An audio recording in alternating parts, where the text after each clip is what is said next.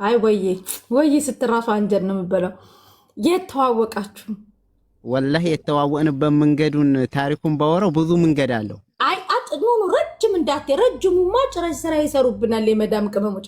አጠር አድርገውና ጥፍጥ ያለችውን እዚህ አፑን ብቻ ከነገርከን በቂ ነው። ቲክቶክ ነው፣ ፌስቡክ ነው፣ ኢንስታግራም ስልክ ነው ያገናኘን። ስልክ ብቻ የተሳሳተ ስልክ ወደ እሷ መጥቶ በእሷ ፎቶ ትጀነጁን ይከርመው ደወለት። እህቴ እየደወለች ነው። አይታ ነው መሰለኝ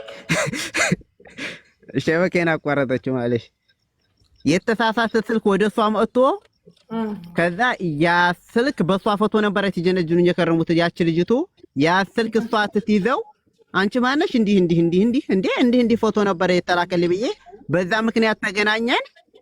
በ3 ቀን በ4 ቀን ባልሞላው ተገናኘን ቀጠልን። ከዛ ክርስቲያን ናት በተገናኘን በስንተኛው ቀን ይሁን ለስለማለች ሃይማኖቱን ወደዋለሁ አለኝ። እሺ አልኳት፣ ሰለመች። ከዛ በተሰለመች በ15ኛው ቀን ኒካ ተሳሰርን። ኒካ የተሳሰርነው ለምንድን ነው?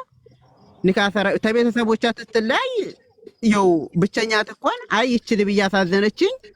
ለምን የኔ በአሁኑ ሰዓት ያለሁት አለኝ እምነቷንም አልቀበላሉት እነሱ ምን አለላሉ ከዛ ቲሉ በተሰበም ሙስሊም የለባቸውም። ከዛ ያ ሁላ ይፈጠር ተሰልም አይ ወደዋለሁ ሃይማኖትን ሰልም ያለው ትትለኝ አይ በኋላ እንዳይስተጓጎል ህይወቴ ምናምን ተላት አብሽር ነው የምትለኝ። ትንል መጨረሻ ላይ በ15 ቀኑ ኒካ አሰርኳት። ኒካ ታስራት እንደው ላውራሽ የዝን ታሪክ ወኪል አቅርቢ ተባለች። ወኪል የለኝም ማለች። ሁሉም ክርስቲያን ናቸው። ክርስቲያን ደግሞ ወኪል አይሆንም ሸሪዓ ፍርድ ቤት። እሺ ሸሪዓ ፍርድ ቤት በወንድም ያሳሰርኳት ይሻለኝ።